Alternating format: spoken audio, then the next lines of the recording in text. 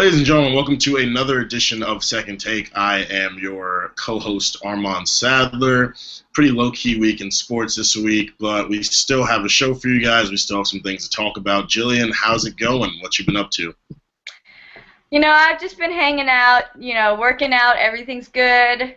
Trying to stay out of that Texas heat, and I think I'm doing a pretty good job. Yeah, it doesn't look like you've got too much color, so it's good that you're staying out of the sun. I work at a summer camp, so I'm out in the sun from like 8 to 5, so I've gotten pretty dark, but it's okay. Let's get to some sports now because I'm not that important. MLB, Clayton Kershaw, one of the best pitchers in the league, threw his fourth complete game of the season. Pretty notable. Complete games are not something you come by often. I mean, that's throwing 9 innings, which is throwing 27 outs. That's crazy for pitchers to do. Most of them don't last till the 5th, 6th inning, but Clayton Kershaw is pretty elite in the league, and 4 complete games in the season, definitely something to talk about. The Dodgers are looking good, so who knows what they'll do.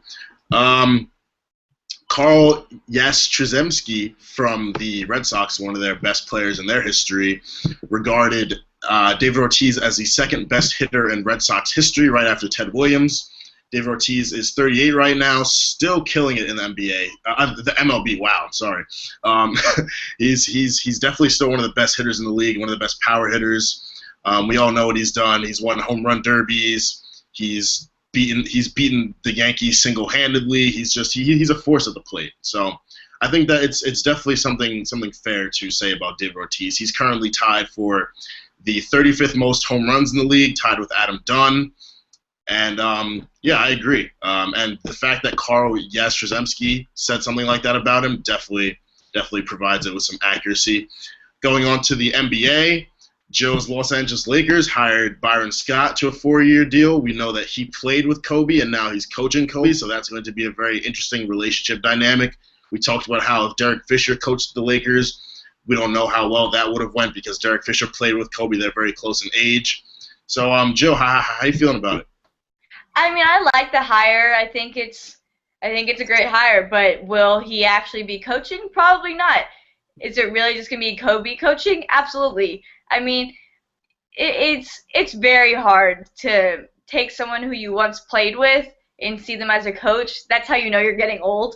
But it's just, I don't see him as having a real, we've talked about this many times. There are very few actual coaches in the NBA. We talk about, Phil Jackson was one of them. It's that type of thing. There aren't a lot of coaches left in the NBA who actually coach. This is going to be that type of deal. I think it's going to be more player run, more Kobe run. And Kobe loves the hire. I'm sure he had a lot to say about this decision. I'm sure he was the one who helped choose him. So if Kobe likes it, I like it. Hopefully it works out for the best. Hopefully you see the Lakers in the playoffs, maybe winning some rings. We'll see what's up. Yeah, I definitely agree. I think Kobe likes the hire. It's definitely good to be around someone you're comfortable with. He played with him, so there's definitely a level of comfort between them. Byron Scott had some successes as a coach. Now he'll be getting back to it. The Lakers haven't really had a good coach since Phil Jackson left them in 2010, 2011, I believe. They had Mike Brown, who was awful, D'Antoni, who was awful. So it'll be nice to have a coach who actually might do a good job for them. I definitely agree that it'll probably be very player-run. Kobe's focus this season. We've seen his tweets. Kobe is not happy with the way the Lakers have been, and he's looking to turn things around. So I expect the Lakers to come into this season very, very fierce. So overall, good hire by the Los Angeles Lakers. Team USA news, Kevin Love and Kawhi Leonard have withdrawn from Team USA. Kawhi Leonard wanted to rest after the playoffs and his Finals MVP. I'm sure Team USA was a little bit upset not to have Kawhi Leonard. He's really a rising star in the NBA. He could bring a lot to that team offensively and defensively. Kevin Love withdrew from Team USA due to his trade talks. He doesn't know where he's going to end up playing next season, so he really doesn't want to be distracted playing for Team USA. I can kind of understand that. I think that Kevin Love is also a player that Team USA is a little upset to lose, but they'll more than likely have LeBron James and Kevin Durant, Dwayne Wade, maybe Kobe. So Team USA will be all right. Team USA always does very well in the summer, so we're not too concerned for them. On the topic of LeBron James decided to wear number 23. Really shouldn't be that big of news, but I'm sure fans are happy because when LeBron signed with the Cavs, his jersey sold out. But since he didn't have an official jersey number yet, fans have to wait until another 2 to 4 weeks after he signed his contract and picked his jersey number. So I'm sure fans are happy within 2 to 3 weeks they'll be getting their jerseys that they ordered. But really, LeBron picked number 23. LeBron took a breath. LeBron ate mac and cheese. Shouldn't really be news, but of course it is because LeBron James. Going to some NFL. D. Milliner, cornerback for the New York Jets, thinks he's the best cornerback in the NFL. I laughed when I saw this. It's definitely great to have confidence, but at the same time, you're playing in the same NFL that Richard Sherman, Patrick Peterson, Darrelle Revis, Joe Hayden play in, and looking at the things D. Milliner's done in his career compared to the things Richard Sherman has done and Darrelle Revis have done, false. But I like the confidence. I think that the Jets are going to improve, so maybe D. Milliner can become a bit more relevant in the NFL. And now to conclude, because we really don't have much to discuss today, Jill is going to talk to us about Charlie Strong. All right. Hopefully a lot of you have heard about this because it's been some pretty big news. Charlie Strong is he's laying down the law in Texas right now. He got back from Big 12 Media Day. There was a sexual assault case about 2 football players on the team that happened a month ago. And then once he got back, those players officially got arrested. The names were released. They're both indefinitely suspended from the team. Montrell Meander and Kendall Sanders, 2 wide receivers for us. We've had wide receiver issues in the past. He also dismissed Jalen Overstreet and Shavosky Collins, Joe Bergeron, and Josh Turner. And then a few months ago, he dismissed Chet Moss and Leroy Scott. So that is 6 players total for him, 8 if you count the 2 that are awaiting trial. They're going to be released from the university is my assumption.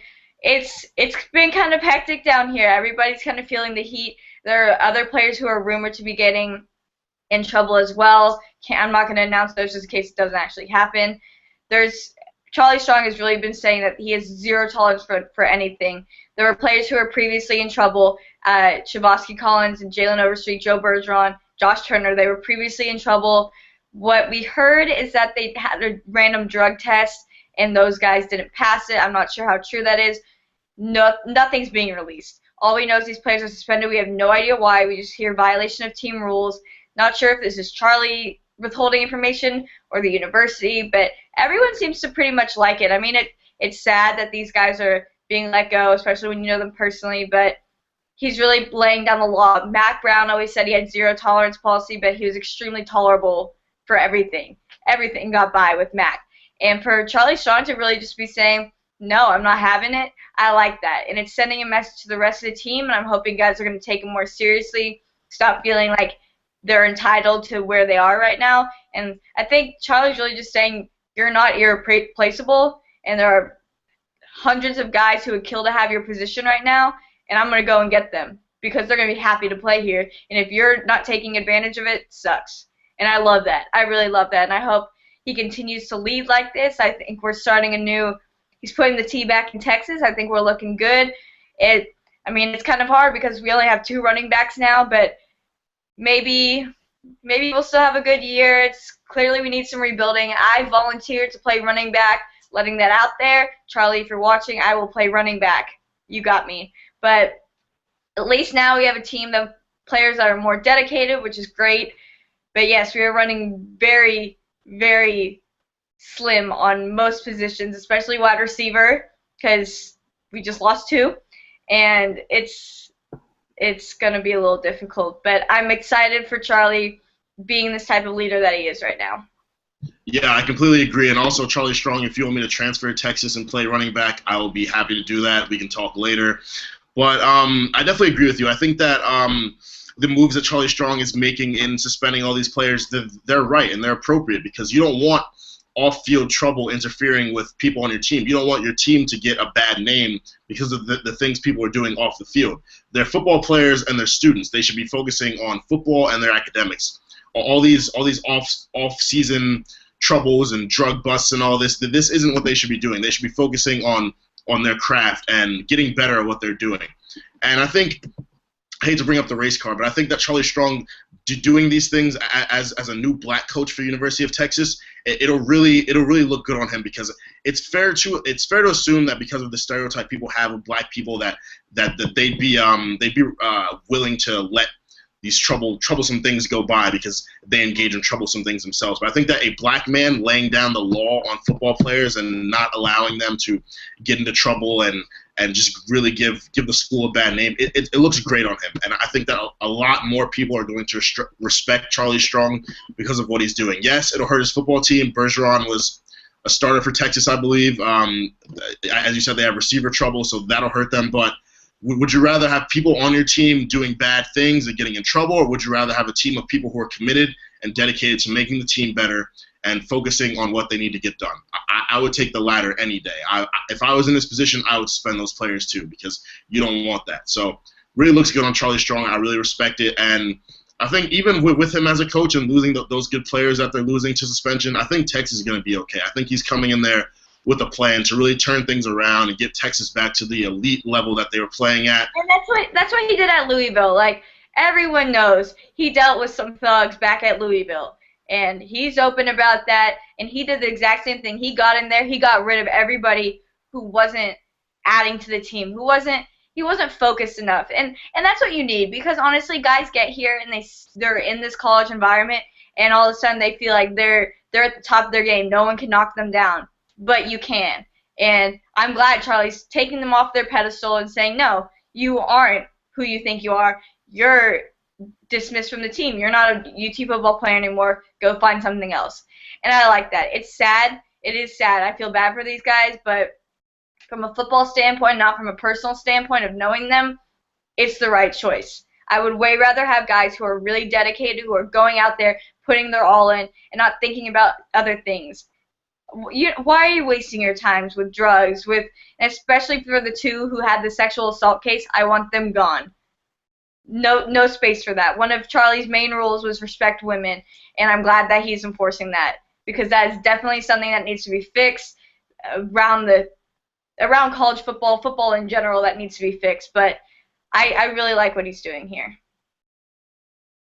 Yeah, I agree. I think that absolutely the sexual assault case guys should be gone. I hate this sense of entitlement football players have, where because they're these big shot elite athletes, they can kind of do whatever they want and get away with it. That's not the way you should think. There are a lot of great football players to look up to. Russell Wilson is a great player who doesn't get into any trouble. Peyton Manning stays out of trouble. I think that football players really need to get their act together, because yes, you're these great athletes. You make a lot of money if you're in the NFL, not college football players, but like college football players especially should really watch what they do, because NFL scouts and NFL coaches aren't going to want to bring you in getting into legal trouble. It's just not something that they want to do, because it means a lot more in the NFL, because it's just not a good look for the organization, especially because they're making money. Johnny Manziel. I'm sorry? Johnny Manziel. Yeah, okay. Johnny Manziel gets into a lot of well, I wouldn't say Johnny Manziel gets into trouble. He just parties a bit too much, but he acknowledged that he needs to get his act together and the Browns are sick of him. And I was saying that right when he got drafted. I said no one's going to want to deal with this boy's problems. No one wants to deal with a guy someone took pictures of him snorting cocaine. Like, no one needs that. Johnny is the epitome of what not to do. And a lot of these guys are doing the same thing. They want to party like Johnny Manziel. All right, be a professional partier, but don't be a professional football player, because we don't have time for that. Okay, and you make a good point, and I agree with that. I definitely agree that Johnny Manziel should party less. I think I said that when he gets to the NFL, he needs to get his act together. I definitely advise that for him. Obviously, he doesn't listen to me because he doesn't know me, but it's something that I definitely would suggest to him had we ever had a conversation in person. So I agree with you. Pictures of him snorting coke, him drinking beers with LeBron and all these guys all the time, it's not something he should be doing, especially because he just got signed. Like the Browns could get rid of him like easily. He hasn't played a game yet. They don't know for sure what he's capable of. I think he's going to start. I think he's really good, but they don't know that yet. So it's definitely something that he should change. So you make a good point. We actually have a question. Thank you. It's really nice to get questions. It's probably like our 3rd question ever. But a person would like to know our picks to win the Super Bowl as of now. For me, I think that the Seattle Seahawks will be going to the Super Bowl again. And from the AFC, I think the Broncos could go again. I'm really hoping that the Colts go, but I'm gonna have to say for now that the Broncos are gonna go again, and it'll be a rematch of last season. What are you thinking, Jill? I know the Seattle Seahawks are going to be in it. I don't know who else. I would probably pick them to repeat at this point. They're just coming back too strong, I think, and I think their Legion of Boom is getting even scarier, and I don't see any other team that can match up to that. I'd like to say the Eagles are going to be in it. I can't give you that right now. Nick Foles is coming in as a very high-rated quarterback, but after losing Deshaun Jackson, can I really say we're going to the Super Bowl? Not too sure. But I would definitely say Seattle Seahawks. They're going to be in it. Sure, let's have them win it too. Yeah, I agree. I think that the Seahawks are probably going to repeat again. I don't really know of any team in the AFC that'll be able to beat their defense. It's just way too fierce. On the topic of the Seahawks, actually, Sidney Rice retired this week at the age of 27.